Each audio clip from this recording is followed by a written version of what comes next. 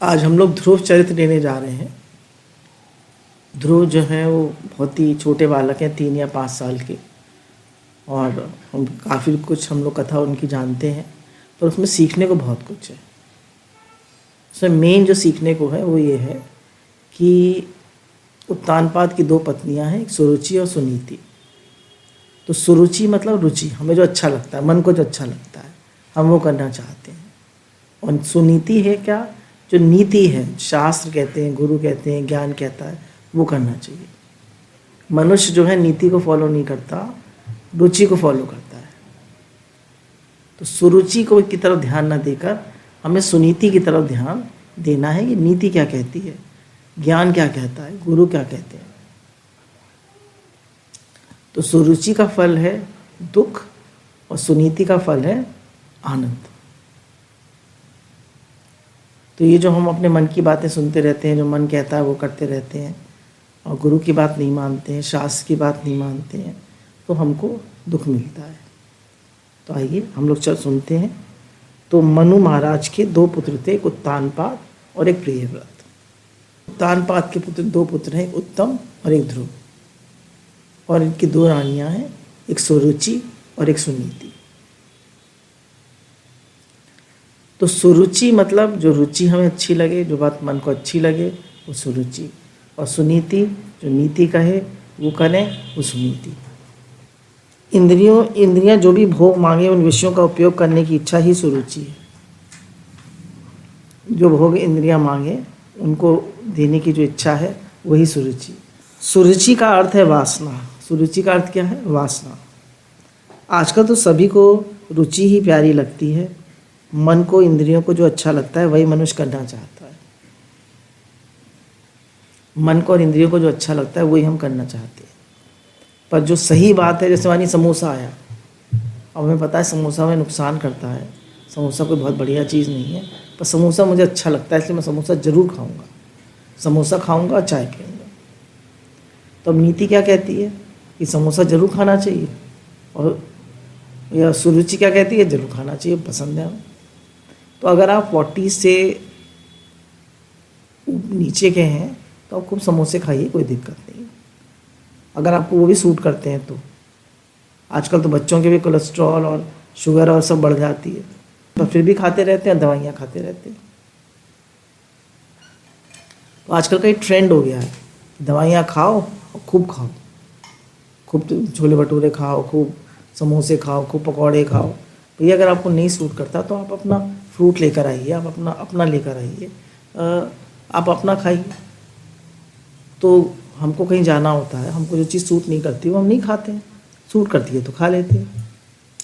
मन तो कहता है खूब देर तक सो पड़े रहो, पर सुनीति क्या कहती है कि सुबह जल्दी उठो, भजन करो। तो हम किसकी बात सुनते हैं? नीति की बात सुनते हैं या रुचि की बात सुनते हैं? तो नीति की बात सुननी है, रुचि की बात नहीं सुननी है। रुचि का अर्थ है मनपसंद इच्छा। मन जो भी मांगे उन्हें भोगों में लीन होने के लिए आतुर बने वे रुचि का दास। भोगों में लीन होने के लिए जो आतुर हो वो रुचि का दास। जिसे रुचि से प्यार होगा उसे नीति कैसे प्यारी लग सकती है? नीति भले ही विरोध करे, फिर भी इंद्रियां तो स्वभावतः विषयों की ओर दौड़ती ही हैं। बोला हमारा मन, हमारे को पता है कि गलत है, ये चीज़ मुझे नहीं करनी चाहिए, मुझे ये चीज़ नहीं खानी है, मुझे ये चीज़ नहीं करनी है, मुझे रिएक्ट नहीं करना है, मुझे ये काम नहीं करना है, फिर भी मन ऐसा है कि वो कर देता है। कह रहे हैं मन के जो मन का दास वो सदा उदास। तो मन के वश नहीं होना है, रुचि के वश नहीं होना है, नीति की बात को मानना है। कह रहे हैं सुपारी खाना ठीक नहीं है, किंतु प्रमाण से अधिक खाने पर मैं मनुष्य संयमी नहीं रह सकता। पूरा सुपारी खाए बिना नहीं रह सकते, सुपारी ज़रूर खाएंगे, पान मसाला ज़रूर खाएंगे, जबकि पता है कि पान मसाला नहीं खाना चाहिए। कहते हैं पान मसाले में मरी हुई छिपकली को पीस के डालते हैं, उससे टेस्ट आता है। फिर भी पता है सबको ये बात, फिर भी पान मसाला ज़रूर खाएंगे। तो ये सब क्या है? ये सब रुचि है, मन है। मन के अधीन हो जाते हैं, और फिर कोई कहता है उसको मना करेगा तो उसे बहुत बुरा लगेगा, उनको लगता है हमें टोकते हैं, हमें मना करते हैं। अरे भैया वो तुम्हारे भले के लिए कह रहा है, तो भले की बात भी अच्छी नहीं लगती। क्यों? और जो हमको खूब खिलाए पान मसाला, हमें खूब खिलाए समोसे, हमें खूब पकौड़े खिलाए, खूब पराठे खिलाए, हमें बहुत अच्छा लगता है। क्यों? क्योंकि वो हमारी ईगो को पैम्पर कर रहा है, क्योंकि हमारी रुचि को पैम्पर कर रहा है। और जो सच्ची बात बताए वो बहुत बुरा लगता है। जीव वासना के अधीन होकर विलासी जीवन जीना चाहता है। जीव मात्र नीति के अधीन नहीं रहना चाहता। वह सोचता है कि सुरुचि के अधीन होने में उत्तम फल मिले।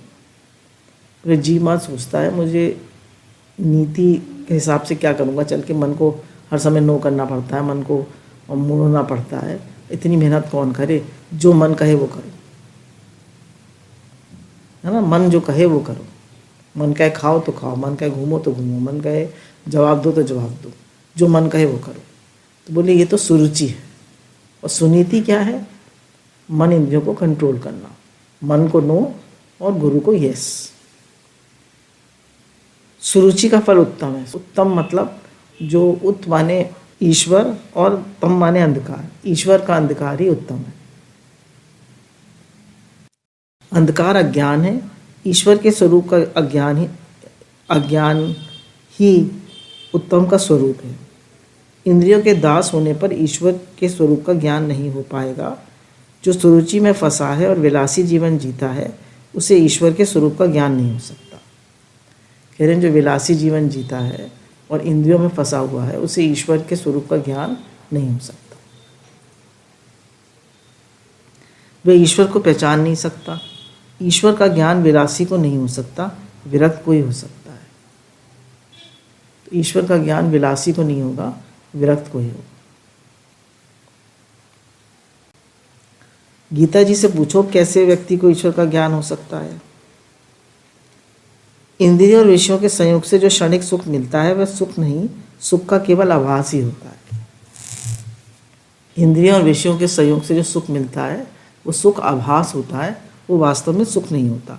जैसे खुजली हो गई, हमें खुजाने से सुख मिलता है ना। जब भी खुजली हो जाए, आँखों में आजकल मेरे खुजली हो रही है तो आँखों की खुजली मचाने में सुख मिलता है, पर रोग बढ़ जाता है ना। कहीं भी आपकी खुजली हो गई, खुजा लीजिए, रोग बढ़ जाएगा, पर सुख मिलेगा। तो कह रहे हैं जितने भी इंद्रिय सुख हैं वो खुजली की तरह से है।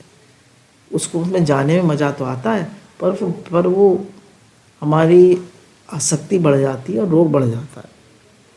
मनुष्य की हर एक इंद्रिय का विषय भोग की आकांक्षा होती है।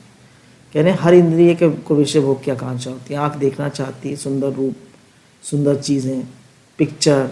कान सुनना चाहते हैं गाने, अपनी तारीफ, अच्छी अच्छी बातें, अच्छी अच्छी मतलब कि बेकार की बातें देखना चाहते हैं, पिक्चर, नाटक। ये सब किसको पसंद है? आँखों को, कानों को, हम को बढ़िया भोजन चाहिए। तो ये सब हर इंद्रिय अपने विषय की ओर भागती है। इंद्रियों और विषयों के संयोग से क्षणिक सुख मिलता है। भोजन सरस होगा तो ज़रूरत से ज़्यादा खा लिया जाएगा, जिससे अजीर्ण होगा। कह रहे हैं भोजन जो है वो अगर बहुत टेस्टी होगा, टेस्टी भोजन, सब लोग कहते हैं टेस्टी खाना बनाओ, टेस्टी। कह रहे हैं टेस्टी ज़्यादा खाना होगा तो ज़्यादा खा लिया जाएगा, फिर ज़्यादा खा लिया जाएगा, फिर अजीर्ण होगा मतलब इंडाइजेशन होगा, फिर गोलियां खाएंगे। ऐसे समय में रुचि और खाने को कहती है किंतु नीति मना करती है। रुचि कहती है और खाओ, और नीति कहती है नहीं भैया पेट भर गया, अब उससे ज़्यादा मत खाओ। उससे ज़्यादा खाओगे तो मन तो कहता है एक और खा सकते हैं, यहाँ तक भर जाएगा। नहीं, वो कहते हैं बस यहीं तक भरे, बल्कि पेट तक ही भरे। आपका 3/4 पेट भरना चाहिए और 1/4 खाली रहना चाहिए, ताकि उसमें गैस और हवा पास हो सके। फुल 100% पेट नहीं भरना चाहिए कभी भी।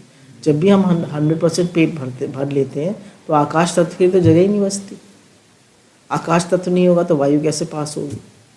फिर हमको इंडाइजेशन होगा, डकारें, वो ब्लोटिंग होगी। कह रहे स्वामी शंकराचार्य इसलिए तो आज्ञा देते हैं कि स्वादिष्ट अन्न की याचना मत करो, दैवत जो प्राप्त हो उसी से संतुष्ट हो जाओ। कह रहे हैं बहुत टेस्टी खाना बनाओ ये मत करो, रोज़ पनीर बनाओ, रोज़ छोले भटूरे बनाओ, रोज़ दम आलू बनाओ। बोले नहीं, दाल रोटी खाओ, प्रभु के गुण गाओ। कभी अच्छा बना लो, हफ्ते में 1 आध दिन, पर ज़्यादातर सादा भोजन खाओ। 3 टाइम आदमी खाता है, सुबह दोपहर शाम। तो तीनों टाइम में से हफ्ते में एक दिन 1-2 टाइम अच्छा बना लीजिए, बाकी सादा खाइए। सादा खाना सुपाच्य होता है, जल्दी पच जाता है और भजन में भी मन लगता है। स्वादिष्ट भोजन करने वाला भजन नहीं कर पाएगा। कह रहे स्वादिष्ट भोजन करने वाला कभी भजन नहीं कर सकता, उसका भोजन में ही मन पड़ा रहेगा। अब क्या खाऊं, अब क्या खाऊं, अब क्या मिल रहा है खाने को। नीति का फल आरंभ में तो कष्टदायी होता है और अंत में सुखदायी, जबकि विषय आनंद आरंभ में परिणाम में सुखदायी होने पर भी उनका परिणाम दुखी होता है। कह रहे नीति जो है शुरू में हमें कष्ट होता है, मन को नो करने में बुरा लगता है, पर बाद में उसका फल सुखदायी होता है। हमें पता है हमें रिएक्ट नहीं करना चाहिए, नहीं बोलना चाहिए, फिर भी बोल जाते हैं। फिर क्या होता है, मन खराब होता है, क्यों बोला, क्यों कहा। और अगर हम चुप रह जाते हैं उसका फल सुखदायी होता है, पर मन को रोकना पड़ता है ना, मन को मारना पड़ता है ना। जिसका जीवन शुद्ध है, पवित्र है, उसी को भजनानंद मिलता है और वही आनंद टिकाऊ होता है। जिसका शुद्ध पवित्र जीवन है उसे ही भजनानंद मिलता है और वो टिकाऊ होता है, वो निरंतर भजन कर पाता है। जिसका जीवन शुद्ध पवित्र नहीं है वो भजन नहीं कर सकता। नीति के अधीन रहकर जो पवित्र जीवन जीता है उसी को ईश्वर का ज्ञान मिलता है, सुनीति से ध्रुव मिलता है। कह रहे हैं जो जिसको नीति है, जिसके जीवन में तप है, जिसके जीवन में मन इंद्रियों पर कंट्रोल है, उसको ध्रुव मिलता है, यानी भगवान का ज्ञान मिलता है, भगवान से उसका प्रेम होता है। सुनीति से ध्रुव मिलता है। सुनीति का फल ध्रुव है, सुनीति का पुत्र ध्रुव है। ध्रुव का तात्पर्य अविनाशी अनंत सुख का, ब्रह्मानंद का कभी विनाश नहीं होता। कहने ध्रुव का क्या अर्थ है, जो सुख आए फिर कभी ना जाए, उस सुख का करो विचार। तो हमारे गुरु कहते हैं कि जो सुख आए फिर कभी ना जाए, उस सुख का करो विचार। तो वो ध्रुव है कि परमानेंट आनंद, एवरलास्टिंग हैप्पीनेस। ठीक है, हम लोग कहीं भी जाते हैं हमें सुख मिलता है, पर परमानेंट तो नहीं मिलता। परमानेंट सुख मिले जब हमारा पूरा मन, तन मन प्राण सब भगवान में लग जाए और विषयों से वैराग हो जाए, या हमारी भगवत बुद्धि बन जाए, हमें हर समय भगवत दृष्टि बन जाए और मन इंद्रियों पर पूरा कंट्रोल हो। मनुष्य यदि सुनीति के अधीन होता है तो सदाचारी बनता है, और यदि वह मात्र रुचि के अधीन होता है तो दुराचारी बनता है। अगर सुनीति के अधीन होगा तो सदाचारी बनेगा, और सुरुचि के अधीन होगा दुराचारी बनेगा। तुम्हारे सामने ये 2 आनंद है, विषय आनंद और परमानंद। वो अपने मन से पूछिए, हम लोग सब अपने मन से पूछें, हमें विषय आनंद चाहिए या परमानंद चाहिए? क्या चाहिए? परमानंद चाहिए तो नीति से चले, मन को नो करना सीखे। He is a brave man who can say no. तुम किसे पसंद करोगे? भजनानंद ही पसंद करने योग्य है। पहला आनंद क्षणिक सुख देता है, उसका परिणाम दुखद होता है। दूसरा आनंद शुरू में तो कष्टदायी है किंतु अंत में सुखदायी है। इन्हें जब मन को नो करना पड़ता है, जैसे एग्जाम्पल देते हैं, देखिए जिस दिन एकादशी थी, इस बार संडे को, तो एकादशी पर कूटू की पूड़ी बनी थी, आलू की सब्जी और वो सब बना था। हम लोग ज़्यादातर केले और आलू की टिक्की खा लेते हैं। उस दिन 1-2-3 टिक्की खाते हैं ज़्यादा, उसमें थोड़ी चटनी लगा लेते हैं, दही डाल लेते हैं। तो हमने वो टिक्की बनवाई थी, हमने टिक्की भी खा ली 2, और पूड़ी सब लोग खा रहे थे तो मेरा भी मन करा है, मैंने भी 1 पूड़ी खा ली। अब 1 पूड़ी खा ली तो शुगर बढ़ गई, जबकि मन कह रहा था नो नहीं खानी, और सब लोग खा रहे थे तो मन करा। तो जब भी आपको पता है कि नहीं खाना है तो नहीं मीन्स नहीं, फिर आप मन की नहीं सुनेंगे। मन की सुनेंगे तो फिर आपको एक्स्ट्रा, देखिए वजन बढ़ाना आसान है, कोलेस्ट्रॉल बढ़ाना आसान है, डायबिटीज़ बढ़ाना आसान है, पर उसको कंट्रोल करना कितना मुश्किल है। जब हम ज़्यादा खा लेते हैं या गलत खा लेते हैं तो फिर जो एसिडिटी और गैस होती है, फिर क्या करेंगे? उसमें कितनी तकलीफ़ होती है, और खाने में कितना सुख मिलता है। जवाब दे देते हैं, फिर मन चलता है, उसमें कितनी तकलीफ़ होती है। 2 मित्र थे, तो एक तो बहुत ऐसा था सतोगुणी, और एक रजोगुणी था। जो रजोगुणी था तो वो तो अपना बोरिया बिस्तर साथ लेके चलता था, क्योंकि उसे बिस्तर और तकिए के बिना नींद नहीं आती थी। तो अब उसको पूरे पूरे दिन बोझ ढोना पड़ता था। तो बोला भाई इतना बोझ ढोना पड़ता है, मैं जो बिस्तर जहाँ मिले वहीं सो जाना। बोला नहीं, मुझे अपने बिस्तर पे ही नींद आती। तो बोले कष्ट सहन करने को तैयार है, पर रात को बहुत मज़ा आएगा सोने में। तो ऐसे ही हम अपने मन में कितनी सारी आदतें बना लेते हैं जिनके हम अधीन हो जाते हैं, और फिर वो हमें दुख देती हैं। ऐसा नहीं है कि मेरे ऐसी आदतें नहीं है, मेरे भी हैं, पर गलत है। जो गलत है वो गलत है। धीरे धीरे जिन आदतों के हम अधीन हो जाते हैं उन्हें हमें छोड़ते रहना चाहिए, छोड़ते जाना चाहिए। तो किसी भी चीज़ के अधीन नहीं होना है, अपने मन को नो करना सीखना। तो कह रहे हैं कि ये जो मित्र की कथा बताई, जो बिस्तर बोरिया साथ में लेके चलता था, तो कह रहे हैं ये जीव की कथा है। जीव भी यात्रा पे निकला है। क्षणिक सुख के लिए मनुष्य सारे दिन गधे की भांति मेहनत करता है। कह रहे हैं क्षणिक सुख के लिए सारे दिन गधे की भांति मेहनत करता है। पनीर बनाएगा, दम आलू बनाएगा, छोले बनाएगा, पूरा दिन लगा रहेगा। अब दो छठ सब लोग आएंगे, खाना खाएंगे, बस छुट्टी। तो कह रहे हैं क्षणिक सुख के लिए पूरा दिन मेहनत करता है। क्षणिक सुख के लिए कितनी चिंता, कितना कष्ट उठाता है। विषय सुख क्षणिक ही नहीं, तुच्छ भी है। और विषय सुख जो है क्षणिक भी है और तुच्छ भी है। ध्रुव अविनाशी ब्रह्मानंद भजनानंद स्वरूप है। जीव जब ब्रह्मानंद की ओर जाता है तो सुरुचि विघ्न उपस्थित करती है। अब जीव जब ब्रह्मानंद भगवान की ओर जाता है तो सुरुचि विघ्न करती है, कहती है अरे कहाँ जाओगे, कहाँ मन इंद्रियों पे कंट्रोल करोगे, अरे रिलैक्स, एंजॉय लाइफ, खाओ पियो मस्त रहो, ईट ड्रिंक एंड बी मेरी, कहाँ चक्कर में पड़ गए।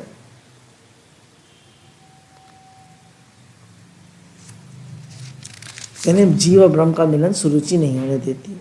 जो मनुष्य सुरुचि के अधीन है समझो वे काम अधीन है।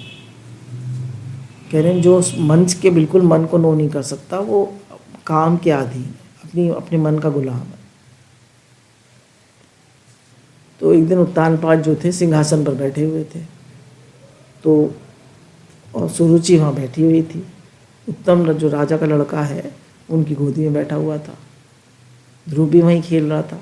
तो ध्रुव को लगा उत्तम बैठा हुआ है गोदी में, मैं भी बैठूंगा, मेरे भी तो पिताजी हैं, मेरे भी तो पिता हैं। तो भाग कर आया और उनकी गोदी में चढ़ने लगा। तो उसने सुरुचि ने देखा कि ये चढ़ रहा है पिता की गोदी में, तो उसने कहा, उसने उसको हटा दिया। बोले तू नहीं बैठ सकता पिता की गोदी में, तो उनकी अप्रिय रानी का बेटा है, अगर तुझे गोदी में बैठना है तो तुझे मेरी कोख से जन्म लेना पड़ेगा। ध्रुव ने फिर भी अपने पिता की ओर देखा कि ये शायद मुझे उठा लें गोदी में। पर राजा जो थे, राजा उत्तानपाद जो थे, वो सुरुचि के अधीन थे, सुनीति के नहीं, सही बात के अधीन नहीं थे, सुरुचि के अधीन थे। कुछ नहीं बोले, चुप रह गए। तो बोला पत्नी के ज़्यादा अधीन नहीं होना चाहिए। तो जीव के पास जब भजनानंद आता है सुरुचि बाधा उत्पन्न करती है। पूजा करते समय मन रसोई घर की ओर गया या तो प्रभु भजन करते हुए मन विषयों की ओर बह गया तो समझो सुरुचि आ गई। कह रहे हैं जब हम भजन करने बैठते हैं सुबह तो मन कहेगा आज ब्रेकफास्ट में क्या बनेगा, आज लंच में क्या सब्जी बनेगी। ये नहीं कोई अच्छी सब्जी, मतलब मन इधर उधर भागेगा। अब रात को डिसाइड कर लो क्या बनेगा, सुबह बाद में कर लेना, अभी तो भजन कर लो। कह रहे मन की आदत है, जब भजन करने बैठोगे तो विषयों की ओर भागेगे। ध्रुव को राजा गोदी में बिठाएं, ये सुरुचि को पसंद नहीं था। उनको लगा कि अगर ये आज बिठाएंगे तो कल मेरा बेटा उत्तम राजा नहीं बन पाएगा, ध्रुव राजा बन जाएगा, क्योंकि ध्रुव जो है वो बड़ा है और उत्तम छोटा है। तो इसलिए उसने ध्रुव को गोदी में बैठने नहीं दिया। राजा भी कामाधीन है, वो भी कह रहे हैं मेरी रानी जो है, प्रिय रानी, ये वो नहीं होनी चाहिए, नाराज़ नहीं होनी चाहिए। और उसने ये भी कह दिया कि तू मेरी कोख से जन्म लेगा तब तू बैठ सकता है, तो तू जा यहाँ से और जा भगवान की आराधना कर जंगल में जाकर, और भगवान से कहना कि मैं सुरुचि की कोख से जन्म लूँ तब मैं सिंहासन में बैठ सकता हूँ। राजा की गोद में बैठ सकता हूँ। राजा ने ध्रुव की अवहेलना की और मुंह मोड़ लिया। ध्रुव को तो बड़ी आशा थी, उसने हाथ बढ़ाकर कहा भी कि गोद में बिठा लीजिए। सुरुचि ने ध्रुव से कह दिया, भाग जा यहाँ से। राजा की गोद में बैठने की पात्रता तुझमें नहीं है। तू राजा की अप्रिय रानी सुनीति का पुत्र है, सो तू उसकी गोद में नहीं बैठ सकता। ध्रुव ने पूछा, माता क्या मैं अपने पिता का पुत्र नहीं हूँ? सुरुचि ने उस समय ताना दिया, तेरी माता रानी नहीं है, रानी मैं हूँ, तेरी माता दासी है। ये कैसे, कितनी बुरी तरह कर रही है। हे नाथ, किसी को भी अहंकारवश बुरी तरह नहीं करना चाहिए। हमें उसका फल कैसा मिलेगा बाद में क्या पता। कभी भी किसी से बुरी तरह नहीं बोलना चाहिए। राजा की गोद में बैठने की इच्छा है तो तुझे मेरी कोख से जन्म लेना होगा। तू वन में जाकर तप कर और ईश्वर की आराधना कर और मेरी कोख से जन्म पाने की मांग कर। भगवान जब प्रसन्न होते हैं तो फिर तेरे घर में जन्म लेने की ही क्यों मांगा जाए। किंतु सुरुचि मूर्ख थी, इसलिए ऐसा बोल रही थी। ध्रुव को आशा थी पिताजी कुछ पल के लिए गोद में ले लेंगे, किंतु सुरुचि के अपमान से रोता हुआ वह माता सुनीति के पास लौटा। तो सुनीता ने पूछा, बेटा तू क्यों रोता है? अब देखिए, बालक संस्कारी है, बहुत संस्कारी है ध्रुव। वे बोला, अगर मैं कहूँगा कि सुरुचि ने ऐसे मुझे मतलब माता ने मुझे ऐसे बुरी तरह करा है, डांटा है, तो माँ को बुरा लगेगा और माँ की और पिता की बुराई होगी। तो जिसकी माता सुनीति हो वह सुशील ही होता है। कहें जिसकी माता सुनीति हो उसका पुत्र सुशील ही होता है। अब देखिए कितनी अच्छी बात कही है। वंश में जब कई लोगों का पुण्य इकट्ठा होता है तभी पुत्र उदार निकलता है। कहने जब कई लोगों का पुण्य इकट्ठा हो जाता है तब वंश में ऐसा पुत्र होता है जो उदार हो, जो सत्संग करे, जो भगवान में लगे, जो सबके हित में लगे, जो माता पिता की रिस्पेक्ट करे, जो मेन तो भगवान में लगे, सबके हित में लगे, उदार हो। कह रहे जब कई जन्मों के पुण्य इकट्ठे हो जाते हैं तब ऐसा पुत्र पैदा होता है। तो कह रहे हैं अगर ध्रुव सोचते हैं कि अगर मैं सब बात बताऊंगा माँ को तो माता पिता की निंदा होगी। तभी एक दासी ने आकर सारी बात बता दी कि ऐसे ऐसे राजा उत्तानपाद ने बैठने नहीं दिया ध्रुव को गोदी में। इस प्रसंग से सुनीति को दुख हुआ, किंतु वे अपने बालक के अच्छे संस्कार देना चाहती थी। वह चाहती थी अपने बालक को राज और संपत्ति चाहे न मिल पाए किंतु संस्कार तो अच्छे ही मिलने चाहिए। तो उसने कहा कि भले ही मेरे लड़के को राज ना मिले पर उसको संस्कार अच्छे मिलने चाहिए। यदि माता सुनीति हो तो अपने बालक को 1000 शिक्षकों की उपेक्षा भी अधिक अच्छी शिक्षा दे सकती है ना। अगर माता सुनीति हो तो 1000 शिक्षक लगा दो पर वो एक माता ही काफ़ी है शिक्षा देने के लिए। सुनीति ने दुख के आवेग को दबाकर धीरज से कहा, तेरी भी माता ने वैसे तो कुछ बुरा नहीं कहा, उसने तुझे जो उपदेश दिया है वह अच्छा ही है। मैं भी तुझे यही उपदेश देती हूँ बेटा, यदि भिक्षा मांगनी है तो फिर भगवान से क्यों ना मांगी जाए। अगर मांगना ही है तो राजा से क्यों मांगो, विमाता से क्यों मांगो, भगवान से मांगो। बेटे यदि भिक्षा मांगनी है तो फिर भगवान से क्यों ना मांगी जाए। मनुष्य से बहुत कुछ मांगने पर भी बहुत कम मिलेगा और कई बार तो अपमान ही मिलेगा। कह रहे मनुष्य से जब भी मांगो तो कुछ भी कहो तो बुरी तरह करते हैं वो लोग और उपेक्षा करते हैं, और भगवान से कहो तो भगवान हमेशा सुनते हैं और बहुत देते हैं। तो जब भी आपको कोई बात कहनी है तो भगवान से कहिए, व्यक्ति से क्या कहेंगे। व्यक्ति तो अपमान करते हैं और उपेक्षा करते हैं। कह रहे जो कहना है भगवान से कहिए। अतः ठाकुर जी से ही मांगो। भगवान जब देते हैं तो इतना अधिक दे देते हैं कि जीव सब कुछ ले भी नहीं पाता। कह रहे हैं जैसे उनको दिया सुदामा को, बेटे भगवान तुझ पर कृपा करेंगे, तुझे प्रेम से बुलाएंगे, गोद में बिठाएंगे। तेरी ही नहीं जीव मात्र की सच्चे पिता परमात्मा है। अब देखिए हमें किसी से कुछ मांगना है, किसी से कुछ कहना है तो हमारी भाषा ठीक होनी चाहिए। यहाँ तो बात अलग है, कहानी है, ये तो हम उसको सुन रहे हैं, समझ रहे हैं, पर वैसे व्यवहार में भाषा ठीक होनी चाहिए, विचार करके बोलिए और अपनी बात कह दीजिए। मान ले वेरी गुड, नहीं माने तो अम्मा जी कहते थे वैराग लो, भगवान से कहो जो तुम्हें कहना। भगवान असली हमारे मित्र हैं, भगवान असली हमारे हितैषी हैं। मैंने तुझे नारायण को सौंप दिया है, जो पिता तेरा मुंह तक नहीं देखना चाहता उसके घर में पड़ा रहना निरर्थक है। अब उनकी माता कह रही हैं सुनीति कह रही हैं अपने बेटे ध्रुव से कि मैंने तुझे नारायण को सौंप दिया, जो पिता तेरा मुंह भी नहीं देखना चाहता, तुम क्यों तो उसके घर में तुम क्यों पड़े हो? इस घर में तो कह रहे हैं इस घर में रहेगा तू तो तेरी सौतेली माँ तेरा अपमान ही करती रहेगी, किंतु रोना नहीं, अन्यथा मुझे भी दुख होगा। तेरी विमाता ने तुझे वन में जाने के लिए कहा है, ये ठीक ही किया, इसी में तेरा कल्याण है। देखिए 5 साल के ध्रुव हैं, 5 साल का बच्चा तो समझता भी नहीं है और उनको वन में जाने को कह रही हैं, ईश्वर की आराधना करने को कह रही हैं अगर तुम यहाँ रहोगे तो तुम्हारी माता तुम्हारा अपमान करती रहेंगी, तुम्हें माता, और तुम्हें बुरी तरह करती रहेंगी। ऐसे देखिए घर में भी लोग हमें बुरी तरह करते हैं तो हम लोग वहीं पड़े रहते हैं और उनका अपमान सहते रहते हैं। तो कहा कि वहाँ से अपने मन को हटाएं और भगवान में लगाएं, और उनसे ज़्यादा अपने मन में उनसे अटैचमेंट नहीं रखें। अटैचमेंट रखेंगे तो बार बार दुख मिलेगा। तो यदि उत्तम की भांति सिंहासन पर बैठने की इच्छा रखता है तो श्री भगवान के चरण कमलों की आराधना कर। स्वधर्म पालन से पवित्र बने हुए अपने चित्त में पुरुषोत्तम भगवान की स्थापना कर और अन्य सभी का चिंतन छोड़कर केवल प्रभु का ही भजन कर।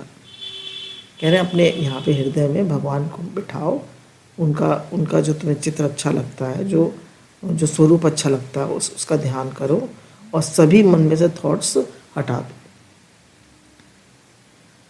कह रहे अब उनकी माता कह रही इस घर में मत रहो, वन में जाके नारायण का भजन करो। तो ध्रुव ने माता से कहा, वे माता ने हम दोनों का अपमान किया, तू भी चल मेरे साथ। तो उन्होंने कहा नहीं, मेरे पिता ने मतलब सुनीति कहती है मेरे पिता ने राजा को मुझे सौंपा है, मेरा विवाह किया है, तो स्त्री को आज्ञा नहीं है कि वो घर छोड़कर जाए।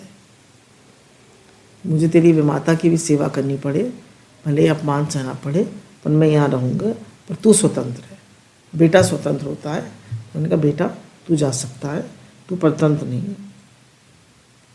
तेरे साथ मेरे, और को कहता है मैं अकेला हूँ, मैं वहाँ कैसे जाऊँगा वन में। तो सुनीति कहती हैं तेरे साथ मेरा आशीर्वाद भी तो है, परमात्मा तुझे अपनी गोद में बिठाएंगे। जब तू मेरे गर्भ में था उस समय जिन्होंने तेरी रक्षा की वे वन में भी रक्षा करेंगे। अतः तू वन में जा और परमात्मा की वहाँ आराधना कर। कितना बड़ा हृदय चाहिए। ये तो बैठे बैठे दोनों एक दूसरे माता और पुत्र मिलकर बुराई करते रहते, पिता की और माता की, क्या जीवन होता। और सुनीति का देखिए कितना बड़ा हृदय, कठोर ही बना लिया अपने हृदय को और बेटे को भेज रही है। अतः तू वन में जा, परमात्मा की वहाँ आराधना कर, तेरे नारायण तुझे अपनी बाहों में संभालेंगे। भगवान तुझे अपनी बाहों में ले लेंगे। जा बेटा जा, भगवान की आराधना कर। किंतु ध्रुव को अभी भी डर लग रहा है। तो सुनीति ने कहती है तू अकेला नहीं है बेटा, नारायण तेरे साथ है। हम सोचते ना हम अकेले हैं, हम अकेले कभी नहीं हैं, भगवान हमारे साथ। जीव ये अनुभव नहीं करता कि भगवान उसके साथ ही हैं, किंतु जीव मात्र के सच्चे मित्र तो नारायण ही हैं। भगवान ये नहीं देखते कि अमुक व्यक्ति धनिक है या गरीब है, शिक्षित है या अशिक्षित है, छोटा है या बड़ा है। भगवान तो यही देखते हैं इस जीव के हृदय में मेरे लिए प्रेम है या नहीं। भगवान तो सिर्फ ये देखते हैं कि ये मुझसे प्रेम करता है या नहीं, कितना पैसे वाला है, कितना नहीं है, पढ़ा लिखा है नहीं है, तो सिर्फ प्रेम देखते हैं। हे नाथ, हे नाथ, हे नाथ, हमारा आपसे प्रेम बढ़े, हमें आप अच्छे लगे, हमें आप प्यारे लगे। हे नाथ, हे नाथ, हे नाथ। प्रभु को प्रेम से पुकारोगे तो वे दौड़े हुए चले आएंगे। अपने दुख की कथा प्रभु से तुम एकांत में ही कहना, यानी अपने दुख की बात भगवान से अकेले में कहो। वह मेरा मन अब नहीं लगता संसार में, अब मुझे आप अच्छे लगते हैं, अब मेरा मन आप में लगे, मेरा भजन बढ़े। प्रभु को मनाओ, उनसे कहो कि मेरी पाप करने का स्वभाव छूट नहीं पाता, कृपा करो, वे तुम्हारी प्रार्थना सुनेंगे। कह रहे हम रिएक्ट कर जाते हैं, हम बुरी तरह बोल जाते हैं, हम अपने मन को नो नहीं कर पाते खाने पीने को, तो भगवान से कहो कि भगवान मेरी मन इंद्रियों पे कंट्रोल कराइए, मुझे अपने से प्रेम कराइए, मेरा मन आप में लगे। हम सत्संग में क्यों आए थे, हमारा लक्ष्य क्या है? हमारा लक्ष्य भगवान है, हमारा लक्ष्य सुख भोग नहीं है। ध्रुव को समझाते हुए नीति ने कहा, बेटा भगवान तुझे अवश्य मिलेंगे, दिल लगाकर भगवान का भजन करना। भगवान भागवा के भूखे हैं। ईश्वर को जो प्रेम से पुकारता है उसके समक्ष वे अवश्य प्रकट होते। तो प्रेम से भगवान को पुकारेगा, भगवान अवश्य प्रकट होंगे। बिना आतुरता के भगवान नहीं मिलते, आर्त होकर भगवान को पुकारो। कह रहे जब तक हृदय द्रवित नहीं होता, भगवान के लिए रोना नहीं आता, भगवान प्रकट नहीं होते। उपनिषद में ईश्वर ने कहा है, जीव मेरा पुत्र है, अमृतस्य पुत्र। कह रहे जीव जो है वो मेरा पुत्र है, अमृतस्य पुत्र। हम सब भगवान अमृत के पुत्र हैं, भगवान के बच्चे, हम सब भगवान के बेटा बेटी हैं। मैं तो जीव को अपनी गोद में बिठाने के लिए तैयार हूँ, किंतु वही मेरे पास नहीं आता। भगवान कह रहे मैं तो तुम सब मेरे बच्चे हो, मैं तो उनको तुम्हें बिठाने के लिए तैयार हूँ, पर तुम ही नहीं आते मेरे पास, मैं क्या करूँ? सुनीति सोचती है कि अगर ये ऐसी वन में जाएगा और इसकी अपनी विमाता से, सुरुचि से मन में द्वेष होगा, द्वेष रखकर अगर ये उपासना करेगा तो इसकी उपासना सफल नहीं होगी। तो अपने पुत्र से कहती है कि तुम जाओ और विमाता को, मुझे तो तू प्रणाम करेगा ही, पर विमाता को भी, सुरुचि को भी जा प्रणाम करके आ और उससे भी आज्ञा लेकर आ, और पिता से भी आज्ञा लेकर आ। अब सुनीति कह रही है, सुरुचि के प्रति मन में यदि अरुचि को भाव रख के जाएगा तो ये नारायण का ध्यान नहीं कर पाएगा, वह बार बार सुरुचि की बातें ही सोचता रहेगा। सुनीति ने ध्रुव को समझाया, तू मेरा सियाना पुत्र है, अपने पूर्व जन्म के फल के कारण तुझे अपमान सहना पड़ रहा है। अगर हमें अपमान सहना पड़ रहा है, कोई कष्ट सहना पड़ रहा है, तो ये हमारे पूर्व जन्म का फल है, उसको हम खुशी खुशी सह लें और भगवान का भजन करें। अब कह रहे हैं कि तेरी विमाता जो है वो तेरे पिता को प्यारी है, तो क्या तू पिता के लिए अपनी विमाता को प्रणाम नहीं करेगा? कह रहे हैं अगर विमाता का भी आशीर्वाद लेकर उनकी वंदना करके जाएगा तो भगवान जल्दी प्रसन्न होंगे। हमको कोई बुरी तरह कर रहा है, हमारा अपमान कर रहा है, हम उसको भी मान दे रहे हैं, तो कह रहे हैं भगवान हमसे बहुत जल्दी प्रसन्न होते हैं। जिस सुरुचि ने बालक का अपमान किया, उसी सुरुचि की वंदना करने के लिए अपने पुत्र को सुनीति भेज रही। आजकल क्या करती है माताएं? और भड़का देती है। धन्य है सुनीति, ऐसी सुनीति जिसके भी घर में होगी वहाँ कली नहीं आ सकता। कह रहे हैं जिसके घर में ऐसी सुनीति होगी वहाँ कली नहीं आ सकता। 5 वर्ष का बालक ध्रुव कुमार माता सुरुचि की वंदना करने गया, वह तो आसन पर अकड़ कर बैठी थी। ध्रुव ने उसे साष्टांग प्रणाम किया। सुरुचि ने पूछा कि मुझे वंदन क्यों कर रहा है? ध्रुव ने बताया कि मैं वन में जा रहा हूँ, अतः मुझे आपसे आशीर्वाद लेने आया हूँ। एक पल के लिए सुरुचि का हृदय पिघला। देखिए इसका हृदय पिघला, स्त्री है ना, किंतु वह स्वभाव की दुष्ट थी, स्वभाव जल्दी सुधर नहीं पाता। उसने सोचा कि ध्रुव यदि यहीं रहेगा तो उत्तम को अपने राज का हिस्सा मांगेगा। देखिए क्या हालत है। अतः उसने ध्रुव से कह दिया, ठीक है, वन में जा रहा है तो जा, मेरा आशीर्वाद है तुझे। बालक के परिणाम करने पर भी सुरुचि के दिल में कुछ विशेष भाव नहीं जागा। स्वभाव को सुधारना बड़ा मुश्किल काम है। यानी जब सत्कर्म बहुत या पुण्य बहुत बढ़ जाए, भजन बहुत बढ़ जाए, तभी स्वभाव सुधरता है, तो स्वभाव नहीं सुधरता। धन्य है सुनीति जैसी माताएं जो अपनी संतानों को अच्छे संस्कार देती हैं। कह रहे धन्य है सुनीति जैसी माताएं जो बच्चों को अच्छे संस्कार देती हैं। आजकल तो माताएं अच्छे संस्कार भी नहीं दे पाती। हे नाथ, हे नाथ, हे नाथ। अम्मा जी ने कितने अच्छे संस्कार दिए। हम लोगों की जो जनरेशन के बच्चे हैं, मतलब हमारे जो बच्चे हैं, भगवान के जो बच्चे हैं, उनके संस्कार कितने अच्छे हैं, और उनके जो बच्चे हो रहे हैं उनके संस्कार देखिए। बालक माता के दोष के कारण चरित्रहीन, पिता के दोष के कारण मूर्ख है। कह रहे हैं बच्चा माता के चरित्र के कारण चरित्रहीन होता है और पिता के दोष के कारण मूर्ख होता है। वंश के दोष के कारण कायर और स्वयं के दोष के कारण दरिद्र होता है। वंश के दोष के कारण कायर होता है और स्वयं के दोष के कारण दरिद्र होता है। अपनी दोनों माताओं का आशीर्वाद लेकर ध्रुव वन में जा रहा है। देखिए, मात्र 5 वर्ष का बालक वन में जा रहा है। सोचिए 5 साल के ध्रुव वन में जा रहे हैं तपस्या करने। हम लोग सारे रजाई कंबल सारे सुख में भी भजन नहीं कर पाते, और वो 5 साल के ध्रुव भजन करने जा रहे हैं। ध्रुव कभी सोचते हैं वन में तो हिंसक पशु होंगे, वे मुझे खा तो नहीं जाएंगे, तो दूसरे ही पल सोचते हैं नहीं, मैं अकेला तो नहीं हूँ। मेरी माता ने तो कहा था जहाँ जहाँ जाऊँगा नारायण भी साथ होंगे। सभी को प्रणाम करके, सभी से आशीर्वाद लेकर जो व्यक्ति वन में जाता है उसे रास्ते में संत मिलते हैं। बोले जो सभी का आशीर्वाद लेकर वन में जाता है उसे रास्ते में संत मिलते हैं। घर में झगड़ा करके जाता है उसे संत नहीं मिलते। झगड़ा करके गृह त्याग करने वाले को ना तो राम मिलते हैं और न माया। कहने का घर से झगड़ा करके जो जाता है उसे ना तो भगवान मिलते हैं और न माया ही मिलती है। अब वन में ध्रुव जी सोच रहे हैं कि मुझे वन में कौन बेटा कह के पुकारेगा, कौन गोद में बिठाएगा। सोच ही रहे हैं कि रास्ते में सामने से नारद जी आते मिल गए। ध्रुव ने सोचा ये कोई संत हैं। अच्छे संस्कार के कारण ध्रुव ने उन्हें साष्टांग प्रणाम किया। प्रणाम साष्टांग ही करना चाहिए। अधिकारी शिष्य को मार्ग में गुरु मिल जाते हैं। सद्गुरु और ईश्वरत्व एक ही है। कह रहे सद्गुरु और ईश्वर एक ही हैं। परमात्मा और सद्गुरु दोनों व्यापक है। ईश्वर को खोजने की नहीं, पहचानने की आवश्यकता है। कह रहे भगवान को खोजने जाओगे तो कहीं नहीं मिलेंगे। एक बहुत अच्छे संत थे, उनसे किसी ने पूछा कि अच्छे गुरु कहाँ मिलेंगे, बता दीजिए। तो बोले तुम संत बनो तो तुम्हें संत मिलेंगे।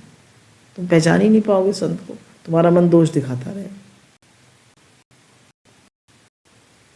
बालक ने विनम्रता से नारद जी प्रसन्न हुए।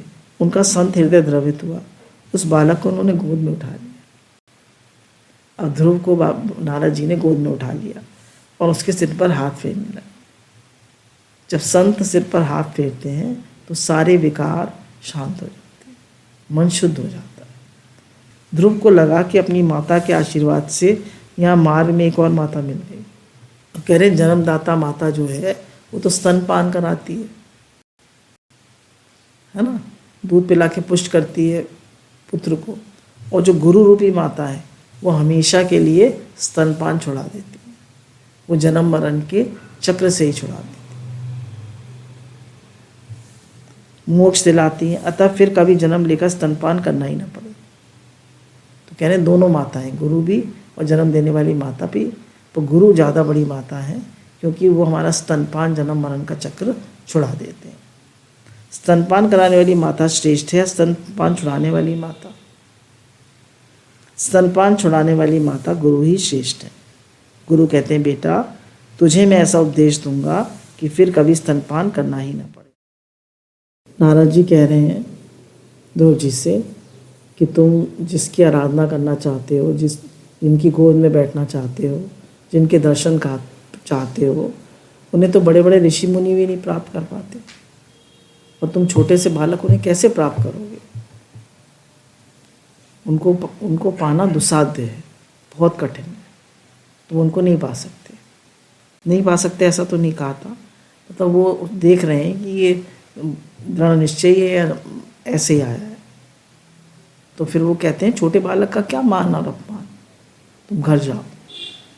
तो ध्रुव को मारने का जी नहीं। जिस घर में मेरा अपमान होता है वहाँ मैं नहीं रह सकता। मैंने पिताजी के राज सिंहासन पर ना बैठने का मैंने निश्चय किया है। इसी जन्म में प्रभु के दर्शन का भी निश्चय किया है। गुरुजी आप मार्गदर्शन कराएं ध्रुव का अटल निश्चय देख के नारद जी ने कहा, जो व्यक्ति अपना कल्याण चाहता है, धर्म अर्थ काम और मोक्ष प्राप्त करना चाहता है, तो उसके लिए एकमात्र साधन है श्री हरि के चरणों की सेवा। जो मोक्ष चाहता है वो श्री हरि के चरणों की सेवा करे। तो उन्होंने कहा तुम मधुवन में जा, वृंदावन में मधुवन है, वहाँ पर गंगा किनारे तुम रहना और वहाँ पे तपस्या करना। वृंदावन जो है प्रेम भूमि है, वहाँ रहकर भजन करने से मन जल्दी शुद्ध होता है। हम लोगों ने देखा भी है ये मधुबन, और वहाँ पे ध्रुव जी की भी समाधि है, तो हम लोग गए थे, उनका बहुत बड़ा मंदिर बना हुआ है। वृंदावन दिव्य भूमि है, वहाँ जीव और ईश्वर का मिलन शीघ्र होता है। फिर नारद जी ने उन्हें मंत्र दिया, ओम नमो भगवते वासुदेवाय, ओम नमो भगवते वासुदेवाय, ओम नमो भगवते वासुदेवाय। तो उन्होंने इस मंत्र का सतत जप किया और भगवान का ध्यान किया। अब नारद जी कह रहे हैं ध्यान करते समय तो मानसी सेवा भी करना और ध्यान करना। कह रहे हैं गृहस्थ जो है उसको मानसी सेवा भी करनी चाहिए और प्रत्यक्ष सेवा भी करनी चाहिए। तो कह रहे हैं मतलब मानसी सेवा कैसे करेंगे? कह रहे हैं सबसे पहले मानसी सेवा में भगवान को गंगा जी नहाना है तो भगवान के साथ गंगा जी नहा लो। फिर श्री कृष्ण को स्नान कराओ और उनको थोड़ा, जैसे आजकल ठंड है, थोड़े गर्म पानी से स्नान कराओ। फिर ठाकुर जी का श्रृंगार करो। श्रृंगार कृष्ण को अच्छा लगता है और श्रृंगार करने से तुम्हारा मन भी सुंदर होगा। अपने विकृत मन को सुधारने के लिए श्रृंगार करना। श्रृंगार से ही समाधि का, कहने अगर तुम अच्छे से श्रृंगार करोगे तो समाधि का सा आनंद मिलेगा। श्रृंगार के बाद भगवान को सुंदर भोग लगाकर तिलक करो। कहने आप देखिए मानसी सेवा में तो आप कुछ भी कर सकते हैं, कितना भी शुद्ध, कितने भी हार चढ़ा सकते हैं, तुलसी के, गुलाब के, बेला के, चमेली के, ऑर्किड के, कितने भी हार चढ़ा सकते हैं, कितने भी भोग लगा सकते हैं। एक हमारी सत्संगी है तो कहने लगी मैं तो कहता हूँ भगवान जी मिठाई की दुकान पे जाके बैठ जाओ, जो जो भोग लगाना है लगा लो। पिस्ते की बर्फ़ी, काजू की बर्फ़ी, रसमलाई, रसगुल्ला, गुलाब जामुन, राजभोग, जो खाना है पाओ। तो वैसे तो आप एक ही मिठाई का भोग लगाएंगे, और मानसी सेवा में कितना ही भोग लगा सकते हैं। खूब खिलाइए भगवान को, खूब भोग लगाइए, खूब आनंद दीजिए। कह रहे श्रृंगार के बाद भगवान को सुंदर भोग लगाकर तिलक करो और फिर आरती उतारो। जब ध्यान सहित होना चाहिए। कहने जब जप करो तो भगवान का ध्यान यहाँ रखो और तब जप करो। जो जप करता है समय पर संसार का भी चिंतन करते रहते हैं। ऐसे करने के कारण जप निष्फल तो नहीं माना जा सकता, किंतु जैसा फल मिलना चाहिए वैसा फल नहीं मिल पाता। कहने जप कभी निष्फल नहीं होता, पर जितना आप प्रभु का ध्यान भी करेंगे, तन्मय होकर जप करेंगे, भगवान का ध्यान भी करेंगे और भजन भी करेंगे, तो उसका फल जल्दी मिलेगा। स्नान करने से शरीर की शुद्धि होती है, दान करने से धन की शुद्धि होती है और ध्यान करने से मन की शुद्धि होती है। स्नान करने से शरीर की शुद्धि, दान से धन की शुद्धि और ध्यान से मन की शुद्धि। भगवान का नाम लिया जाए और मन से भगवान का स्मरण किया जाए और आँखों से उनके दर्शन करो और कानों से श्रवण करो। कहते जब जप करते हैं तो जीभ से तो जप करिए, मन से भगवान का स्मरण करिए, कानों से उन जो आप जप कर रहे हैं उसको सुनिए, सभी इंद्रियों को भगवान में लगा दीजिए। मैं तुम्हें एक मंत्र दे रहा हूँ, ओम नमो भगवते वासुदेवाय। इस महामंत्र का तुम सतत जप करते रहो, भगवान अवश्य प्रसन्न होंगे। मेरा आशीर्वाद है तुम्हें 6 महीने में भगवान मिलेंगे। बोलिए सद्गुरुदेव भगवान की जय।